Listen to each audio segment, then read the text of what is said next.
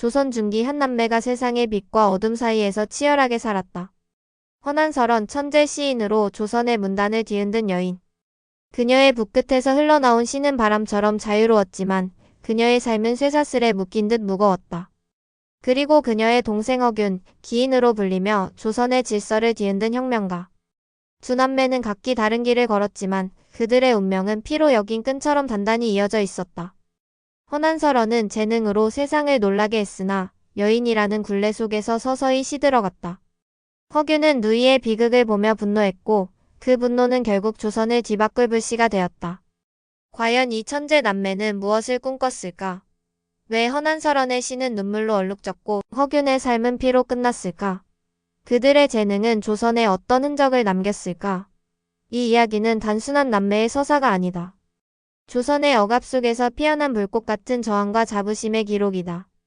그들의 목소리가 지금 펼쳐진다. 그리고 그 끝에서 당신은 조선인의 뜨거운 혼을 느끼게 될 것이다. 나는 허균이다. 조선의 문신이자 사람들이 나를 두고 기인이라 부르는 사내다. 하지만 내 이야기는 단지 나만의 것이 아니다. 내 누이 허초의 세상에 허난설원으로 알려진 여인 그녀와 함께 시작된다. 어린 시절부터 그녀는 내게 빛이었고 때로는 그림자였다. 그 빛이 너무 강렬해서 나는 종종 숨이 막힐 지경이었다. 그래도 나는 그녀를 사랑했고 그녀의 재능에 경애를 품었다. 지금 돌이켜보면 그 시절이 내 인생에서 가장 순수하고 따뜻했던 때였다. 내가 8살이던 해였다. 아버지 허엽의 서재에서 나는 책을 뒤적이고 있었다. 그때 누이가 문을 열고 들어왔다. 그녀는 13살이었지만 이미 어른처럼 보였다. 손에 든 종이에 뭐라 적고 있는 그녀를 보며 내가 물었다. 누이 뭐해? 그녀는 고개를 들고 미소를 지었다. 시를 쓰고 있어, 균아. 시? 나는 호기심에 눈을 동그랗게 뜨고 다가갔다. 나도 볼 수 있어? 그녀는 종이를 내게 내밀었다. 한문으로 쓰인 글귀가 빼곡했다. 나는 아직 한문을 제대로 읽을 줄 몰랐지만 그 글씨의 아름다움에 압도당했다. 어떻게 이런 걸 쓰는 거야? 마음이 시키는 대로 쓰면 돼. 그녀의 목소리는 담담했지만 눈빛엔 열정이 타오르고 있었다. 세상은 말로 다 담을 수 없어도 이 글 속엔 담을 수 있잖아. 나는 그 말을 이해하려 했었다. 하지만 어린 내게는 그저 신기할 뿐이었다.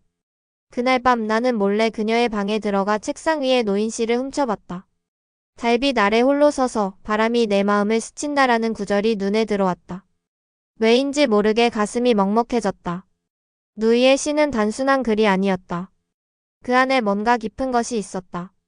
나는 그게 뭔지 궁금했지만 감히 묻지 못했다. 며칠 뒤 아버지의 손님이 집에 왔다. 그들은 조정에서 이름난 학자들이었다. 아버지는 늘 그들과 학문을 논하며 시간을 보냈다. 그날도 어김없이 서재에서 이야기가 이어졌다. 나는 문틈으로 그들을 엿보고 있었다. 그러다 아버지가 갑자기 누이를 불렀다. 초이야, 이리 와서 내 시를 보여주거라. 누이가 조용히 방으로 들어갔다. 손에 든 종이를 내밀자 손님 하나가 큰 소리로 읽기 시작했다. 광안전에 달빛이 흐르고 배곡로에 서린 꿈이여 이 무슨 시인가. 어린 여아가 썼다고 하기엔 믿기 어려울 만큼 뛰어나군. 다른 손님도 맞장구를 쳤다. 허공, 자네 딸이 천재로구나. 조선에 이런 인재가 있다니. 아버지는 미소를 지으며 고개를 끄덕였다. 이 아이가 좀 특별하지. 나는 그 모습을 보며 가슴이 뛰었다. 우리 누이가 저렇게 칭찬받다니. 조선의 학자들이 그녀를 천재라 부르다니. 나는 자랑스러웠다. 동시에 부끄러웠다. 나는 아직 한문도 제대로 읽지 못하는데 누이는 이미 세상을 놀라게 하고 있었다. 그날 밤 나는 아버지께 물었다. 아버지, 저도 누이처럼 시를 쓸 수 있을까요? 아버지는 나를 빤히 쳐다보더니 말했다. 노력하면 될 게다. 하지만 초이는 타고난 재능이 있다.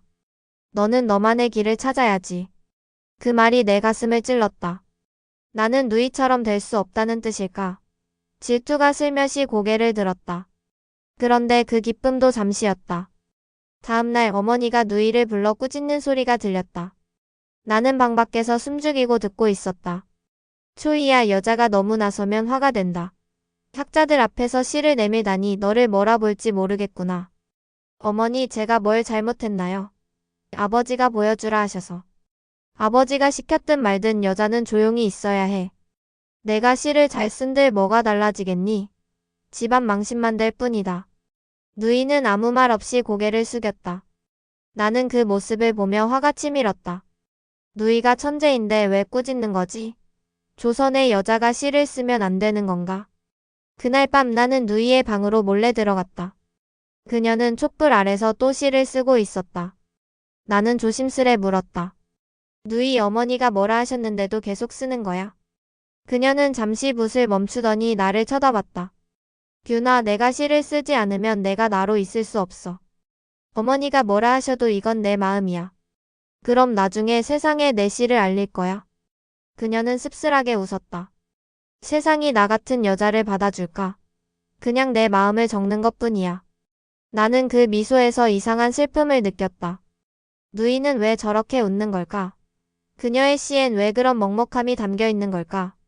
나는 궁금했지만 더 묻지 못했다. 그저 그녀의 옆에 앉아 촛불이 꺼질 때까지 함께 있었다. 며칠 뒤 누이의 시가 집안 밖으로 퍼지기 시작했다. 이웃 마을의 선비들이 그녀의 시를 베꼈으며 칭찬을 아끼지 않았다. 허엽의 딸이 조선의 보배라는 소문이 돌았다. 나는 그 소리를 들을 때마다 가슴이 뿌듯했다. 우리 누이가 조선의 보배라니. 하지만 동시에 불안했다. 어머니의 꾸짖음이 자꾸 떠올랐다. 누이의 재능이 정말 화가 될 수도 있는 걸까? 시간이 지나며 나는 점점 더 누이의 시를 읽게 됐다. 그녀의 글엔 바람, 달빛, 그리고 고독이 담겨 있었다. 나는 그 고독이 어디서 오는지 알 수 없었다. 하지만 한 가지는 확실했다. 누이는 나와 달랐다. 그녀는 조선의 틀을 넘어선 존재였다. 나는 그걸 자랑스러워하면서도 그녀가 점점 멀어지는 듯한 느낌을 지울 수 없었다. 어느 날 밤 나는 또 그녀의 방에서 시를 훔쳐봤다. 홀로 서서 달을 보며 내 마음은 어디로 가는가라는 구절이 적혀 있었다. 나는 그 시를 읽으며 가슴이 떨렸다. 누이의 마음은 어디로 가고 있는 걸까? 나는 그녀를 더 알고 싶었다. 그리고 언젠가 그녀의 시가 세상에 울려 퍼지길 바랐다. 조선의 모든 이가 그녀의 이름을 부르며 자랑스러워하길. 하지만 그게 정말 가능할까? 나는 그때까지만 해도 몰랐다. 그 빛나는 재능이 누이를 어디로 데려갈지, 그리고 나를 어디로 이끌지. 세월이 흘러 누이 허난설어는 결혼을 했다. 나는 18이 되었고 과거 공부를 시작하며 집안을 떠나 있던 때가 많았다. 누이가 시집간 뒤로 그녀를 자주 보지 못했다. 가끔 집에 돌아오면 어머니가 초이가 잘 지낸다며 짧게 전해주는 소식이 전부였다. 하지만 어느 날 누이의 남편 집에서 불쑥 찾아온 정갈이 내 마음을 뒤흔들었다. 초이가 아프다. 내가 와서 좀 봐주면 좋겠다. 나는 서둘러 짐을 챙겨 그녀가 사는 곳으로 달려갔다. 누이의 집에 도착했을 때 나는 충격을 받았다. 그녀가 살던 곳은 허름한 초가집이었다. 천재 시인이라 불리던 누이의 집이 이렇게 초라할 줄은 몰랐다. 문을 열고 들어가자 누이가 힘없이 누워 있었다. 얼굴은 창백했고 눈 밑엔 짙은 그늘이 져 있었다. 나는 다가가며 조심스레 말을 걸었다. 누이, 나왔어. 어디가 아픈 거야? 그녀는 힘겹게 고개를 돌려 나를 봤다. 그러더니 억지로 미소를 지으며 말했다. 균아, 오랜만이네. 그냥 좀 피곤해서 그래. 걱정하지 마. 피곤하다니 이렇게까지 창백한데. 무슨 일이 있었어? 누이는 대답 대신 고개를 돌려 창밖을 바라봤다. 나는 그녀의 침대 옆에 앉아 방 안을 둘러봤다. 책상 위엔 종이와 붓이 어지럽게 놓여 있었고 몇 장의 시가 구겨진 채 굴러다녔다. 나는 한 장을 집어들었다. 꽃은 지고 바람만 남았으니 내 마음도 홀로 떠돈다라는 구절이 눈에 들어왔다. 그 시를 읽는 순간 가슴이 철렁 내려앉았다. 누이, 이건 뭐야? 왜 이렇게 슬픈 시만 쓰는 거야? 그녀는 한참을 침묵하더니 낮은 목소리로 말했다. 균아, 여자는 시로 세상을 바꿀 수 없어. 그냥 썩어갈 뿐이야. 그 말에 나는 숨이 막혔다. 천재라 불리던 누이가 왜 저런 말을 하는 걸까? 나는 다급히 물었다. 무슨 소리야? 내 시는 조선 전역에서 칭송받았잖아. 왜 썩어간다고 그래? 그녀는 씁쓸하게 웃었다. 칭송? 그게 나를 살려주진 않아. 결혼하고 나서 내 삶은 그냥 끝난 거나 마찬가지야. 뭐가 끝났다는 거야? 남편이 너를 잘 못 대해? 누이는 고개를 저었다. 남편 탓이 아니야. 이 세상이 나를 가두는 거지. 여자로 태어난 게 죄라면 나는 그 죄를 평생 짊어져야 해. 나는 그 말을 듣고 화가 치밀었다. 누이가 이렇게 고통받고 있는데 세상이 그녀를 가둔다니. 나는 주먹을 쥐며 말했다. 누이 왜 이렇게까지 살아야 해? 내 재능은 조선을 빛나게 할 수 있어. 내가 너를 도울게. 그녀는 나를 빤히 쳐다보더니 냉소적으로 웃었다. 도와. 균아 내가 뭘 할 수 있겠어. 조선의 여자는 시를 써도 무덤 속에서나 빛을 볼 뿐이야. 그렇지 않아. 내 시를 세상에 알리면. 그만해. 그녀가 내 말을 끊었다. 목소리는 차가웠다. 내가 날 구할 수 없어. 나도 날 구할 수 없는데. 그 순간 방 안에 무거운 침묵이 내려앉았다. 나는 할 말을 잃었다. 누이의 눈빛엔 체념이 가득했다. 나는 그녀의 손을 잡았다. 차갑고 힘없는 손이었다. 누이 그래도 포기하지 마. 내 시는 나한테 큰 힘이 돼. 너도 알잖아 내가 얼마나 너를 자랑스러워하는지. 그녀는 힘겹게 미소를 지었다. 고맙다 균아. 내가 그렇게 말해줘서 다행이야. 그날 밤 나는 누이의 집에 머물렀다. 그녀가 잠든 사이 나는 몰래 그녀의 시를 더 읽었다. 한 장 한 장 넘길 때마다 가슴이 무거워졌다. 아이 잃은 어미의 하는 하늘도 모르고 바람만이 내 울음을 데려가네라는 구절이 눈에 들어왔다. 나는 그제야 알았다.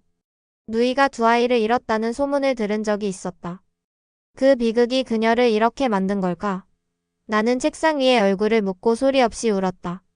누이가 겪은 고통을 내가 왜 이제야 아는 걸까? 다음날 아침 나는 누이와 다시 이야기를 나눴다. 누이 아이들 때문에 이렇게 아픈 거지? 왜 나한테 말 안 했어? 그녀는 한참을 침묵하더니 말했다. 말해서 뭐해? 잃은 건 돌아오지 않아. 남편은 날 위로할 힘도 없고 시집에선 날 쓸모없다며 눈초리를 줘. 내가 시를 쓰는 건 그나마 살아있다는 증거야. 그럼 더 써. 내 시가 세상에 나오면 다들 너를. 균아 그만. 그녀가 다시 내 말을 잘랐다. 세상은 내 시를 원하지 않아. 나도 더는 원하지 않고. 나는 그 말에 반박하고 싶었지만 입이 떨어지지 않았다. 누이의 목소리엔 힘이 없었다. 그녀는 정말로 포기한 걸까? 나는 이를 악물었다. 내가 누이를 구할 거야 라고 속으로 다짐했다. 하지만 어떻게 해야 할지 알 수 없었다. 며칠 뒤 나는 집으로 돌아왔다. 누이의 상태가 계속 머릿속을 맴돌았다. 그녀의 시를 읽을 때마다 조선의 억압된 현실이 눈앞에 펼쳐졌다. 여자로 태어나 천재라 불리며도 이렇게 고통받는 누이. 나는 분노가 치밀었다. 이게 조선의 현실이라면 누군가는 바꿔야 하지 않나. 나는 책상에 앉아 펜을 들었다. 누이의 시를 베꼈으며 다짐했다. 내 재능을 내가 세상에 알릴게. 조선이 너를 잊게 두지 않을 거야. 그날 밤 나는 잠을 이루지 못했다. 누이의 차가운 손과 슬픈 눈빛이 떠올랐다. 그녀의 시에서 느껴지는 깊은 한이 내 가슴을 파고들었다. 나는 문득 깨달았다. 누이의 시는 단순한 글이 아니었다. 그건 조선의 여인들이 짊어진 고통의 외침이었다. 나는 그 외침을 세상에 전하고 싶었다. 하지만 누이가 그걸 원할까? 그녀의 체념이 내 마음을 무겁게 눌렀다. 며칠 뒤 또 다른 소식이 전해졌다. 누이의 건강이 더 나빠졌다는 거였다. 나는 다시 그녀를 찾아가기로 했다. 이번엔 꼭 그녀를 위로하고 그녀의 시를 살릴 방법을 찾아야 했다. 나는 짐을 챙기며 중얼거렸다. 누이 내가 널 포기하지 않아. 조선이 너를 알아야 해. 하지만 마음 한구석엔 불안이 자리 잡았다. 내가 누이를 구할 수 있을까? 아니면 그녀의 고통을 더 깊게 만들 뿐일까? 누이의 건강이 더 나빠졌다는 소식을 들은 뒤 나는 다시 그녀의 집으로 향했다. 가는 길 내내 마음이 무거웠다. 바람이 차갑게 불어왔고 하늘은 잿빛으로 물들어 있었다. 내가 도착했을 때 누이는 이미 숨을 거둔 뒤였다. 문 앞에서 나를 맞은 그녀의 남편 김성립은 고개를 숙인 채 말했다. 초이가 어젯밤에 떠났소. 미안하오 허균. 나는 그 말을 듣는 순간 다리에 힘이 풀렸다. 뭐라고? 라는 말밖에 나오지 않았다. 그는 나를 안으로 데려가며 힘겹게 말했다. 마지막까지 시를 쓰고 있었소. 당신을 보고 싶어 했는데. 나는 방 안으로 들어갔다. 누이는 차가운 자리에 누워 있었다. 얼굴은 평온해 보였지만 그 평온함이 더 아프게 다가왔다. 책상 위엔 그녀가 마지막으로 쓴 시가 놓여 있었다. 나는 떨리는 손으로 그 종이를 집어들었다. 달빛이 내 숨을 데려가고 바람이 내 안을 품네라는 구절이 적혀 있었다. 나는 그 글을 읽으며 무릎을 꿇었다. 눈물이 종이 위로 떨어졌다. 누이 왜 날 기다리지 않았어? 그날 밤 나는 누이의 곁에서 꼼짝도 하지 않았다. 그녀의 시를 하나씩 읽으며 그녀가 겪은 고통을 되새겼다. 아이를 잃고 시집에서 멸시받고 세상에 묻힌 채로 살아온 그녀의 삶이 내 가슴을 찔렀다. 나는 혼잣말로 중얼거렸다.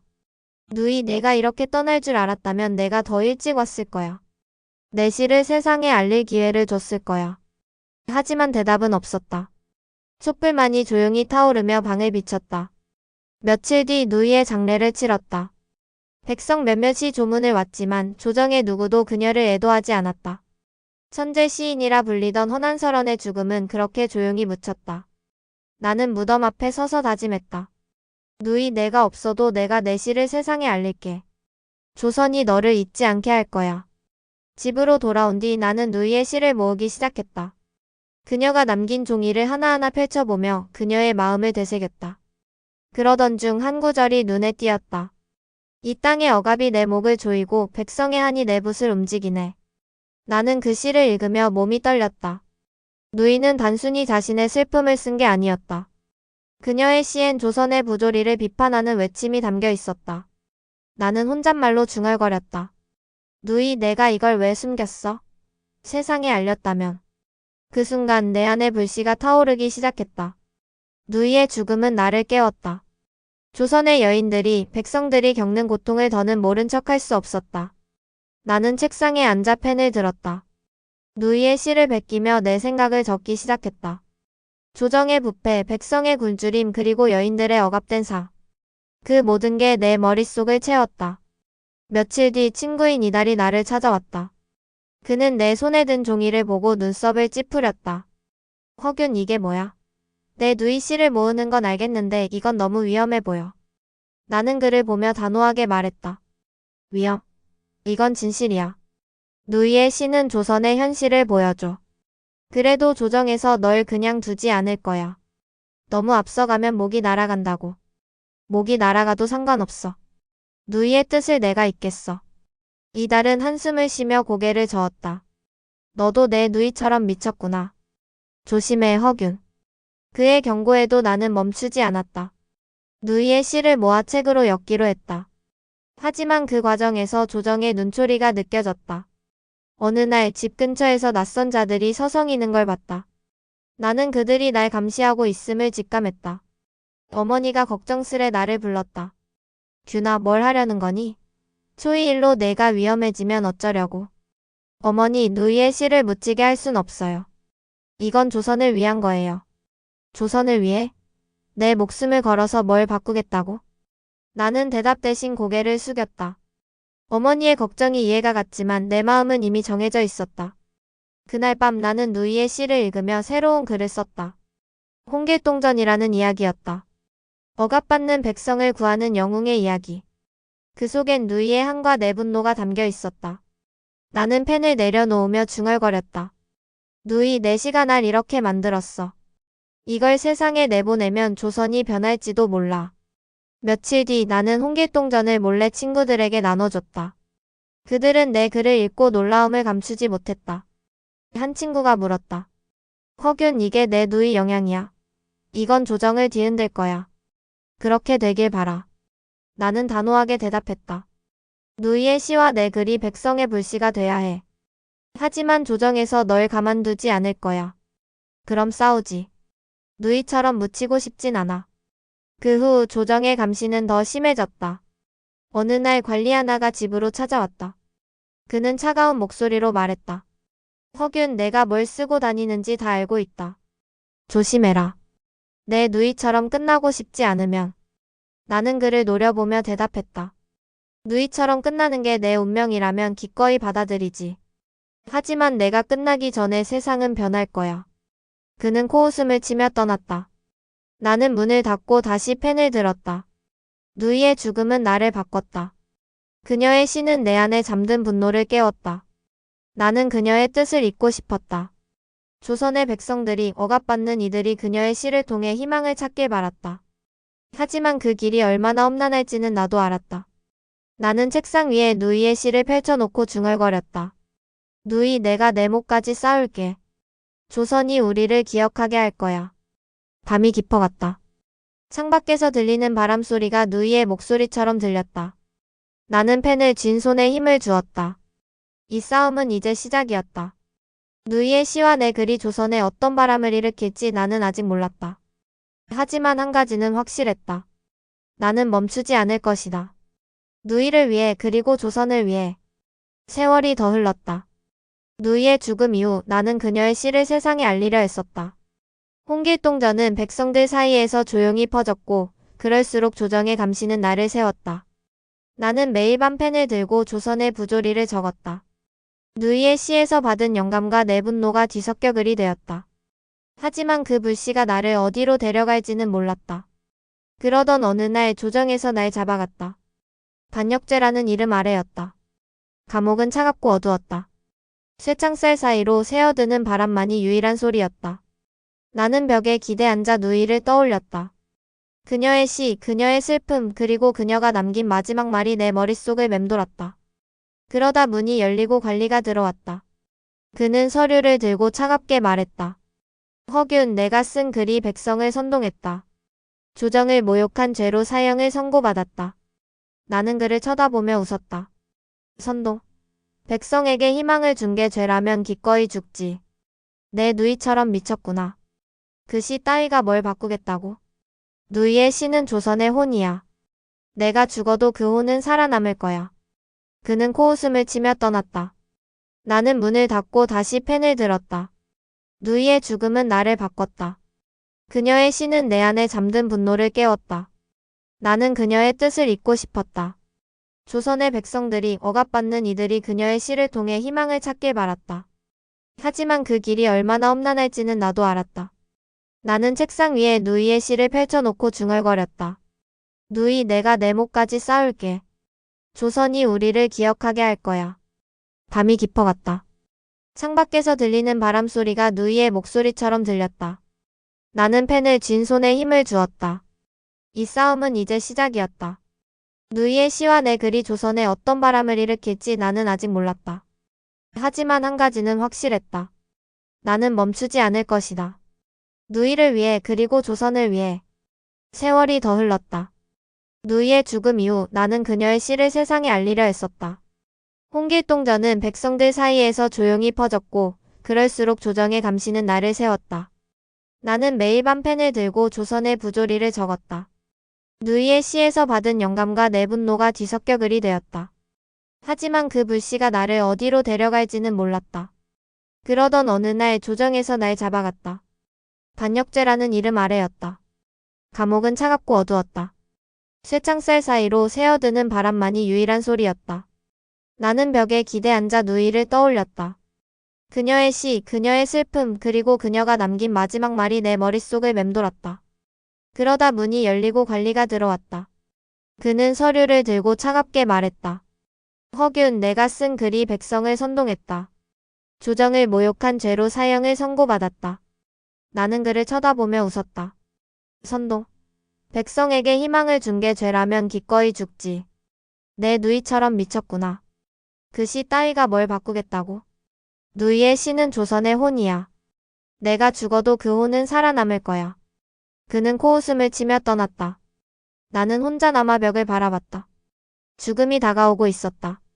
하지만 이상하게 두려움이 없었다. 누이의 시와 내가 쓴 글이 백성들 사이에 남아있다면 그걸로 충분했다. 나는 손가락으로 벽에 글자를 새겼다. 조선은 변한다. 그 순간 누이의 목소리가 들리는 듯 했다. 균아, 내가 내 목까지 해줬어. 며칠 뒤 나는 처형장으로 끌려갔다. 하늘은 맑았고 바람은 부드럽게 불었다. 백성들이 멀리서 나를 바라보고 있었다. 그들의 눈엔 두려움과 슬픔이 섞여 있었다. 관리가 내 제목을 큰 소리로 읽었다. 허균은 반역을 꾀하고 백성을 선동하여 조정을 어지럽혔다. 나는 그 말을 듣고 고개를 들었다. 그리고 백성들을 향해 외쳤다. 내가 죽어도 조선은 변할 거야. 누이의 시와 내 글이 너희 안에 살아있다. 군사 하나가 나를 밀쳤다. 입 닥쳐. 하지만 나는 멈추지 않았다. 조선의 백성들아 억압에 굴하지 마라. 우리 호는 여기 있다. 그 외침이 끝나기 무섭게 칼이 내 목을 스쳤다. 차가운 금속의 느낌과 함께 모든 게 멈췄다. 하지만 내 마음은 평온했다. 누이와 내가 남긴 흔적이 조선에 새바람을 일으킬 거라 믿었다. 눈을 감기 전 나는 백성들의 얼굴을 봤다. 한 노인이 눈물을 흘리며 고개를 숙였다. 어린아이가 내게 손을 흔들었다. 그 순간 나는 깨달았다. 내가 죽어도 누이의 시와 내 글이 그들 안에 남아 희망이 될 거라는 걸. 나는 미소를 지었다. 누이 우리가 해냈어. 내 죽음 이후 소문이 퍼졌다. 백성들 사이에서 홍길동전이 읽히고 누이의 시가 조용히 전해졌다. 조정은 나를 반역자로 낙인 찍었지만 백성들은 나를 영웅이라 불렀다. 어느 날 한 선비가 내 무덤 앞에 와서 말했다. 허균 내 말이 맞았다. 조선이 조금씩 변하고 있다. 그는 누이의 시를 낭송하며 눈물을 흘렸다. 허난설원의 시가 백성의 가슴을 울린다. 시간이 흘러 누이와 내가 남긴 글이 조선의 새 시대를 열었다는 이야기가 들렸다. 억압받던 백성들이 목소리를 내기 시작했고 여인들의 삶도 조금씩 바뀌었다. 나는 그걸 볼 수 없었지만 마음 깊이 느꼈다. 누이와 내가 꿈꾼 세상이 멀리 있지 않다는 걸. 내가 죽은 지 몇 년 뒤 한 백성이 내 무덤 앞에 와서 말했다. 허균님, 당신 덕에 우리가 희망을 가졌습니다. 허난설원님의 시를 읽을 때마다 가슴이 뜨거워져요. 그는 조그만 꽃을 놓고 떠났다. 나는 그 꽃을 보며 누이에게 말했다. 누이 들리니? 우리가 조선의 혼을 깨웠어. 그리고 어느 날 한 젊은이가 내 무덤 앞에 앉아 책을 펼쳤다. 거기엔 누이의 시와 내 글이 함께 실려 있었다. 그는 큰 소리로 읽었다. 달빛이 내 숨을 데려가고 바람이 내 한을 품네. 허난설원의 이 시가 내게 힘을 줍니다. 허균님의 홍길동전은 내 꿈이 됐습니다. 그는 책을 가슴에 품고 일어섰다. 조선은 변할 겁니다. 두 분 덕분에요. 나는 그 모습을 보며 가슴이 벅찼다. 누이와 내가 흘린 눈물과 피가 헛되지 않았다. 조선의 백성들이 우리를 기억하며 자부심을 느끼고 있었다. 나는 하늘을 올려다봤다. 누이 우리가 해냈어. 조선이 우리를 잊지 않아. 바람이 부드럽게 불었다. 그 바람 속에 누이의 목소리가 섞여 있는 듯했다. 균아 고마워. 내가 내 시를 살려줬어. 나는 그 소리에 미소를 지었다. 죽음은 끝이 아니었다. 우리의 호는 조선에 살아 숨쉬고 있었다. 백성들 사이에서 이야기가 이어졌다. 허난설원과 허균 그 남매가 조선을 바꿨다. 누군가는 말했다. 그들의 재능이 우리를 깨웠다. 또 다른 이는 말했다. 조선의 자부심이 그들 안에 있다. 나는 그 모든 소리를 들으며 평온함을 느꼈다. 누이와 내가 꿈꾼 세상이 조금씩 다가오고 있었다. 나는 눈을 감았다. 누이 이제 편히 쉴 수 있겠지? 하지만 마음 한구석엔 또 다른 바람이 불었다. 조선이 완전히 변할 때까지 우리의 이야기는 끝나지 않을 거라는 예감이었다. 하늘이 점점 더 맑아졌다. 백성들의 목소리가 점점 더 커졌다. 나는 그 소리를 들으며 다짐했다.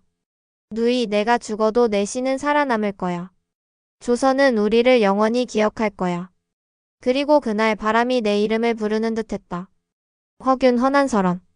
조선의 혼이 우리와 함께 숨쉬고 있었다. 나는 그걸로 충분했다. 누이와 내가 남긴 자부심이 조선을 새롭게 만들 터였다.